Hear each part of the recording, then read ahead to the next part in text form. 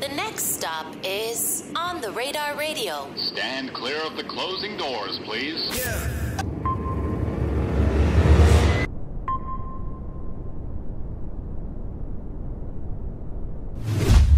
Yes, sir, baby. On the Radar Radio. Yo, two special guests in the building, two legends in the building. Paul Wall, Termanology, in the building.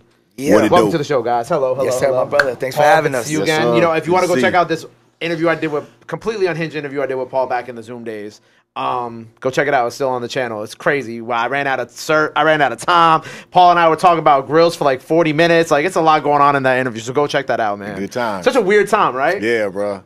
It's weird being on Zoom and then being in person with you. You know what I'm saying? It's Right. like, it feels like that was so long ago. You know what I'm saying? But it was like, Zoom. It was such an interesting period of time because, I mean, you guys have always been consistent with putting out projects, but like 2020 kind of was like the perfect time to just kind of lock in. You had the thing with Red Bull at the time. Like, you just locked in and just was dropping mad projects. Yeah, man, just working. And being it was pandemic, I think, you know, fans, the industry, everybody was primed up for, you know, let's put out more content. Where before that, it was like pushing toward that. Yeah. But the norm of the industry was, you know, you put out content and you work it. Less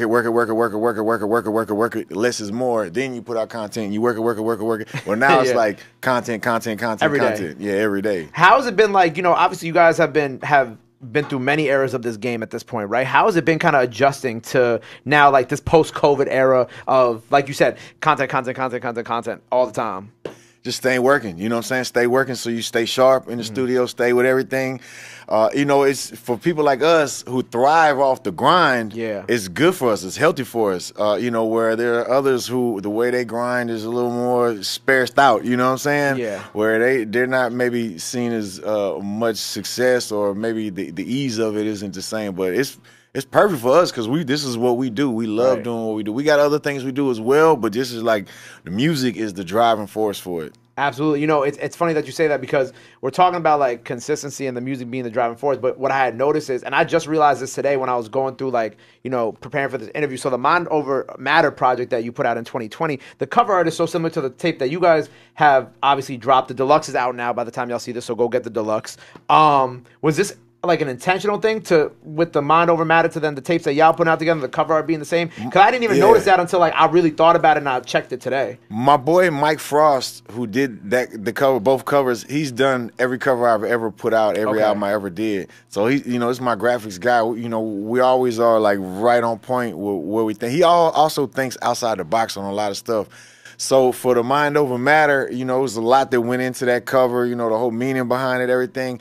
But as we started working, we started just going through me and Termanology, as we started working on the music, we started, you know, going through different scenarios of this is what the album should be called, this is how the cover should look.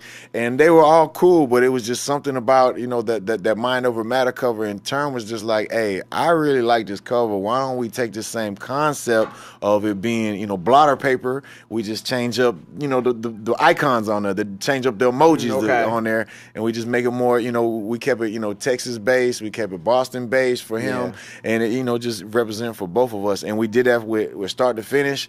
And then when we made start, finish, repeat, we're like, okay, well, let's just keep it going and change the background color, change some of the icons up. And then as we dropped the deluxe too, we dropped the third cover for it. So it's like, okay, we got 3 of kind of similar covers, you know, the same kind of theme. You know what I'm saying? We'll probably keep it going because we have another we already started working on. So when the next one comes out, we already got the cover, everything, you know, on point too. So we ready. I think that the cool thing about the cover though too is like the fans have really connected with the cover. It would be easy for Paul and I to take a nice picture together, and that's cool. I'm sure we could take a great photo together, or have somebody Photoshop his best picture and my best picture together. But it's something about looking at all that stuff that represents us and the cartoon character versions of ourselves. It's mad fun. Like when you open the CD, you see Paul's cartoon character face and mine and shit like that. So I just think that we kind of like rebranded ourselves together on some cartoon shit. We was able to take the blotter paper and make it fun and make it have like the rims poking out on some Houston shit and Texans, you know, about baseball and about also, you know, about like Good Dad Gang, like my brand. It's like, it's a little bit of everything that we represent on the cover, and it's also fun. Yeah, that's fine. So you said, so the deluxe is out tonight, but the deluxe doesn't serve as like the third installment of this series. There's already the third one that you guys are working on. 2.5. It's like 2.5. Because 5 songs is a project these days. Yeah, and we added 5 songs to it. But I think that people really, really are excited and have been showing us mad love on the second project, first and second. So I think it's just like we just keeping it going with the 5 extra songs. But we just started the third official album last night. Oh, so you just started? Yeah, we just started it. Yeah, I love that. It's funny how you're like, oh yeah, 5 songs is like a project now, but like I appreciate these bodies of work because I often say that like bodies of work and just like kind of like the whole album rollout and those processes isn't as appreciated now as it used to be. But I love watching you guys go through it, and also while it still feels like the classic way to roll out an album and like structure a body of work, it still comes with like the content side of things, and even with the deluxe dropping tonight, it really feels like that. You know what I'm saying? Like it feels like the perfect mix of like how I feel like an album should be put out, because we all come from that era of like album rollouts, and then also mixing it with like the current. Now it's like, oh yeah, we put out this album the way that it's supposed to be put out, but also the content is there to drive it. Yeah, like yesterday we announced that we had 5 new songs in the deluxe with a new cover. So nobody knew, it just came out of nowhere. So that's the 2023 way to do it, is the way we did the deluxe. But the old school way to do it is press vinyl, shoot 4 videos, do mad interviews. So it's like you said, it's like we doing it the old school way, but the new school way. I love the physical media aspect, and it was funny because before Paul sat down, you told me that y'all already like sold out, right? Yeah, we sold out of the vinyl already on both albums. So we're gonna do a new vinyl for the deluxe, and probably once we get to 4 or 5 albums, we might bundle them all up like the Beatles type shit. Oh, you really want to go to like 5 albums? Oh yeah, this formula's working. We're gonna go to 50. Yeah, y'all be dropping. We already got like 50 albums each, so why not? You know what I'm saying? If you go look at all our mixtapes and all the shit we got on Spotify, like me personally, I got 50 projects out, right? I counted them. And then I got 2 as a producer. Then as an executive producer, I have more. I got artists. So, Static got a good 50 on his own, and I've helped him with those. Paul got a good 50 on his own. So you ever counted? Man, I went through one time and counted like album, because when you do interviews and they'll be like, oh, Paul Wall's 15th album or 13th album, and I'll be like, man, I got at least 25 albums. Exactly. But would they count as an album or versus a mixtape, or was it an independent album versus a mainstream album or this or collabo album with another artist? Right. So I just started saying projects. I know if you go to my Bandcamp right now, you could physically purchase 50 projects, whether it's a 20-song project or a 7-song project. However you want to play it is up there. It's funny because I think now, like my generation, we talk about like the quote unquote the NBA YoungBoy model of dropping projects, which is like dropping multiple projects a year. But like y'all have been on this model for most of y'all careers. Like like I think that people are like, oh, like the waiting 2-3 years to drop an album, unless you're like a J. Cole or a Kendrick Lamar, who that's expected out of them, is like not a model that people follow now. But like you said, like between the 25 to 30, however many albums you have and the 50 albums that you have, it shows that like these models are, have been already in place for a long period of time too. It's not like a new thing, and they're already obviously successful. You know what I'm saying? The only thing that jams up artists is when they are waiting for somebody else to do all the work. Yeah. If you came from that major label era where you had to go through the major label to do everything for you and you couldn't be self-sufficient, you might really get jammed up, or if a contract jammed you up. But if you independent, like now me and Paul are both independent. He's had major releases, and I've had my share of record deals that might have jammed me up from dropping too much work because they don't want you to overlap. But I mean, in 2023, bro, this is the Wild Wild West. We could drop both 10 albums each this year, and our fans would be downloading every one, because it's like there's no fucking such thing as too much content in 2023. That's a fact. That's what I be telling people. I'm like, there is the quality over quantity thing doesn't really make sense if you find a way to make quality equal quantity. There you go. Boom. Yeah, because like I think there is a fine line, and obviously you guys have shown that. Like the music is like. Some people could probably be like, oh, why are they putting out a deluxe? Like the song, the project already has so many songs. And, so we've already got enough. But like also like there's gonna be like a percentage of that fan base, of y'all's fan base, that's like, fuck yeah, like 5 new songs. You know what I'm saying? That's like, who we did it for. That's exactly who we did it for. There's a lot of people that will comment or talk or get their opinion, but they're not fans of our music. They might be critics of our music, but they're not fans of our music. we're not 100% fan driven, but we are driven by what our fans want. Like if they want it, we're gonna give it to them. They fucking with it. Like when we put out the first one, start to finish, we didn't know what people would think. We didn't know if they like it. We thought it was dope. We knew it was dope, but we didn't know how it would be perceived or how it would be. You know, how it just people get protective of their style of hip hop. So if they're a fan of, you know, one particular style or sound, they're protective of that. So us crossing, you know, Boston and Houston together with boom bap beats is you know, some people might not like that for whatever reason, but thankfully they like it as much as we do. So we're gonna keep giving it to them. Right. I like what you said, like crossing like the Boston to like Texas boom bap, like that type of mixture, like off the rip. Like if you just told like a regular hip hop fan, like, yeah, do you think this would work for a whole body of work? They'd probably be like, how the hell do you even make that work? And you got to factor in that the beats are mostly coming from New York. Right. That's right. Yeah. So I'm a Boston rapper / New York rapper, but who producing the albums? Pete Rock, Static Selector, Large Professor, Diamond D, Buck Wild. Yeah. This is classic New York boom bap. This isn't just like some random cats that we found. Like we finding some of the best producers to ever do it, and that also created the New York sound. So if you just close your eyes and you hear sonically, we made a New York album. But if you hear Paul, what he's talking about, he making some Texas shit. You hear me, I'm talking some Lawtown shit.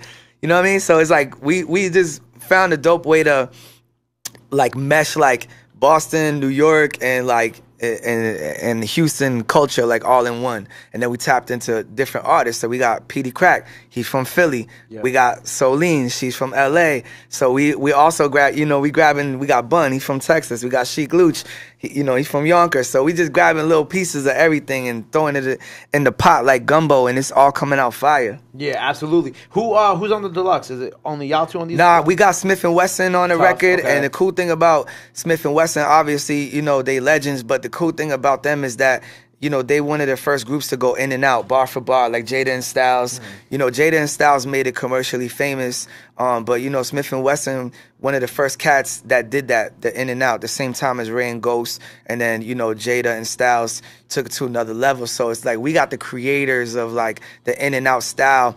And on the song that we did called Blue Bill Bandit, me and Paul went back and forth on the hook. So it's like I'm starting to bring Paul into like East Coast way of doing shit. You know what I'm saying? They don't really do that. To my knowledge, they don't do in and outs in Texas like that, like bar for bar. Yo, you say this line, I'm gonna say this line. I feel like I might have heard on like maybe like a Maxo song, but I can't recall. Yeah, it's not a custom. Yeah, it's not like right. Then we got King Crooked, you know, crazy lyricist. He was on the first album, so I thought it was cool that we brought him back, you know, for the second album. So he's on the deluxe. And new artist I'm working with named Nim K. So yeah, that's who we got. And Brian Angel also from Houston, he sang a hook on it too. It's funny that you mentioned like the Smith and Wesson thing. It's because like I've actually kind of been getting into that space of getting a lot of the younger artists to start doing the back and forth bar for bar. Yeah. Like with some of the records that, you know, we've been working on with the OTR label and kind of like other artists who I'm A&Ring. I'm like, no, like I feel like the song structure now has kind of become so diluted down to something to like basic. It is. Like very like, you know, just chorus, verse, right. Songs over. And we actually, I A&R'd the song with these two girls. And I'm like, yo, y'all be rapping. Like, y'all should go back and forth, like, you know, pick up that last bar that she took and then spin it. Yeah. And then they redid this whole song. And hopefully by the time people see this, it might be out or it's coming. But like, and I'll tell you about it. I'll tell you who the girls are after. Yeah. But then they sent the song back and it was like something completely different. I'm like, yo, you guys actually sound like you guys, it's energy. Yeah. You guys sound like you guys know what you're doing. And I'm not bored by the song anymore. See, that's the thing about like, okay, so I was just saying Ray and Ghost perfected it. Smith and Wesson perfected it. You know, MOP. There's certain artists that when you hear them go, on Annie Up, that energy is crazy. So, you know, that's why we did it on Blue Bill Bandit. It was like we wanted to try that. So shit, on the third album, we might fuck around and do a whole song where I'm doing his ad-libs, he's doing mine. I just want to have fun with this shit, bro. We having fun. It's not all about business. Like, we in here having fun for real. Right. Paul, I got to ask you this, right? Because we just got off Halloween. You are incredible on Twitter, by the way. Paul, I want to talk about your neighbor. Oh, yeah, man. Because I saw this, and I was dying when I read this. You said there's a house in my neighborhood where this older guy lives. He gets upset with all the Halloween decorations, so he puts up Christmas lights, plus Jesus is a reason for the season every year to beef with trick-or-treaters. This feels like the start of a post on Reddit. Yeah. Is this true? Yeah. Yeah. So he just hates Halloween? There's actually multiple houses in my neighborhood that already had Christmas lights up 2 weeks ago. Before Halloween. Right. And that tweet, that was a tweet that was like, okay, I think I'm gonna tweet this. And then I don't. And then I drive by the house again a week later and I'm like, I'm gonna tweet this. And I don't. So that's how long this guy had his Christmas lights up. Oh, so you had that in the drafts for like mad long. I was like debate, and I don't, I don't know. It's a lot of stuff I don't do. I don't want to offend nobody. If people get offended by me just saying that, all I said was my neighbor got Christmas lights up, and people was offended by that. Right. So it's like, oh man, I'll be, hey, let me just chill. I mean, some people have their Christmas lights up all year round. If we're being completely honest here, especially in New York. Well, definitely in Houston, you do see people with Christmas lights because the Christmas light colors translate to Mexican flag colors. So they do get left up certain year round, certain places, but. Also, there are some, Jesus freaks who got their Christmas light, who have got their Jesus lights up. They're not Christmas lights; they're Jesus Christ lights. They're up, year round too.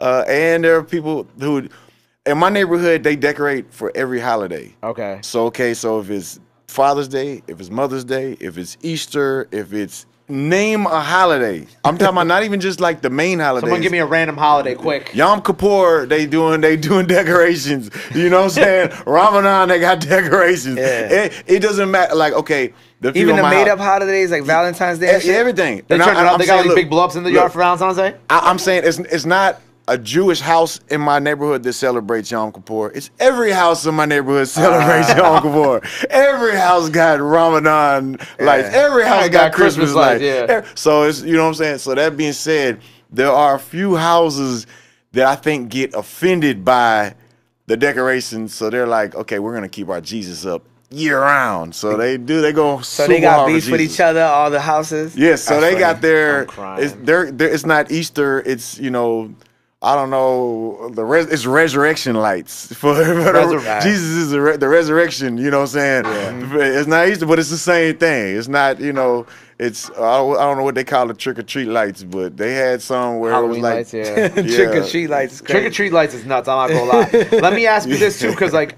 you being so active on Twitter, do you be seeing how you go viral like every couple months? Man, it's just something that I'm like, man. I hope I can understand the algorithm and one time plan to go viral because every time I try to go viral I get 2 likes, 1 comment. You know what I'm saying? Real tough. Anytime we've ever went viral, it was all completely unplanned where somebody got to hit me out the blue. Man, you viral.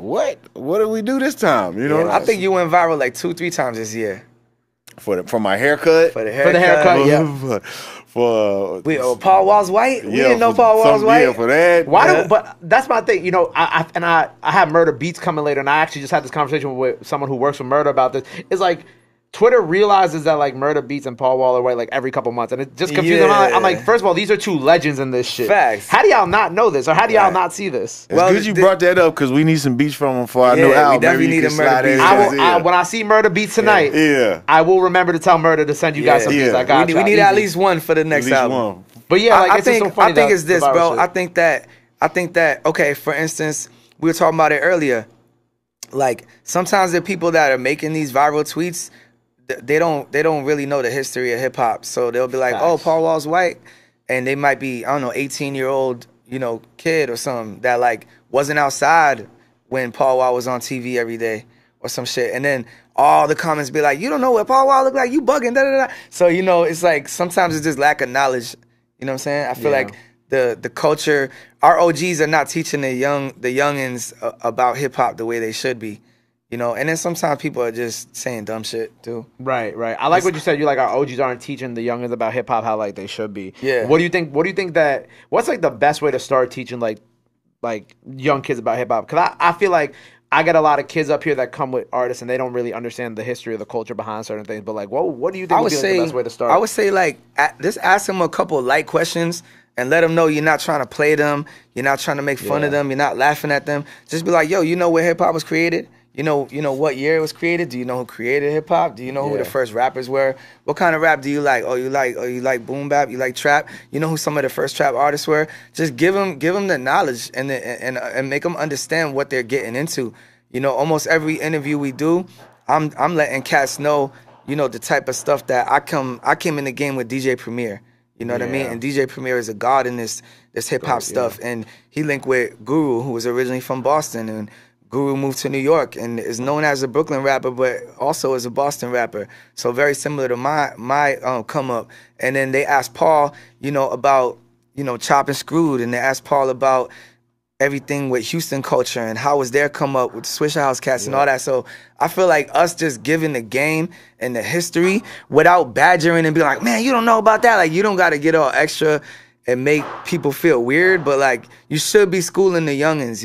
I came in here with 2 young artists in their 20s that are teaching me about, shit that's going on right now in their era. And in return, I'm teaching them about shit that went on in my era and everything in between. I think we need that dialogue between young and OGs. Yeah. It shouldn't be like, oh, why don't you understand this on both sides? It's like, nah, it should just be like, oh, this is what this is. You know what I'm saying? Yeah.